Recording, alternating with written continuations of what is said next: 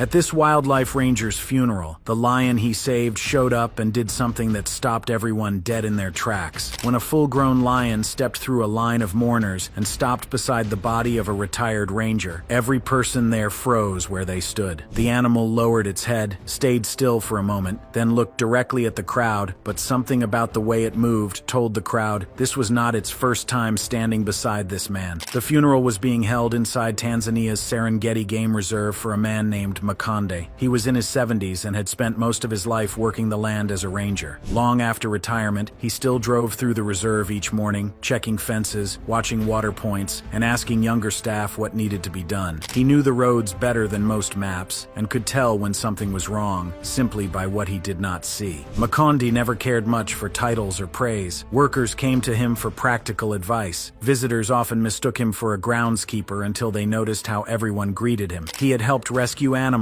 trained new rangers, and settled disputes between workers who trusted his judgment. To many people there, he was part of the reserve itself. On the day he died, he insisted on visiting an injured rhino that had been found the evening before. The heat was heavy, and several staff members asked him to wait until later. He waved them off, climbed into his old vehicle, and drove toward the recovery area. Two younger rangers, Elijah and Musa, were nearby when they heard him call out. They ran over and found him on one knee beside the vehicle. His breathing had changed, and his hands were pressed against his chest. Musa searched his pockets for the tablets he usually carried. They were not there. Elijah radioed for transport while helping him sit upright. A truck arrived within minutes, and they moved him to the reserve clinic. Staff worked on him with oxygen, chest compressions, and every tool they had available. After several attempts, the doctor stepped back and gave the answer no one wanted. Makonde was gone. His family agreed to bury him on the land where he had worked for decades. A wooden platform was placed in the central courtyard the next morning. Co-workers, relatives, and nearby residents came in a steady line to pay respects. Some stood quietly beside him. Others touched the edge of the platform before moving on. Then a roar sounded from the gate. People turned as a large male lion entered the courtyard and walked forward without rushing or straying. It moved past chairs, tools, and the gathered crowd as if it already knew where it was going. No one approached it. No one blocked its path. The lion stopped at the foot of the platform where Makonde lay. It circled once, then lowered its head and remained there. Elijah stared at the scar running down the animal's side and felt something drop in his chest. He knew that mark. 15 years earlier, poachers had set wire traps near a service road, and a young male lion was caught in them, injured, exhausted, and unable to free itself. Most rangers held back, but Makonde walked in with cutters and a steady voice, talking to the animal the entire time, while Elijah worked the wire loose. They cleaned the wounds, treated the torn skin, and kept the lion in a holding area until it could walk again. Weeks later, it was released back into the wild. Elijah looked from the scar to Makonde's body. Age had changed the animal, but not enough. No announcement was needed. Workers who remembered the rescue slowly moved closer. The lion stayed exactly where it was, beside the man who had once knelt beside it in the dirt. When the procession moved toward a shaded tree in a grassy field Makonde had always loved, the lion followed several paces behind, steady and unhurried. As the old ranger was lowered into the ground and a stone bearing his name was set in place, the lion walked forward, stopped beside it, and bowed its head. Then it released one long roar across the open land and turned back toward the plains.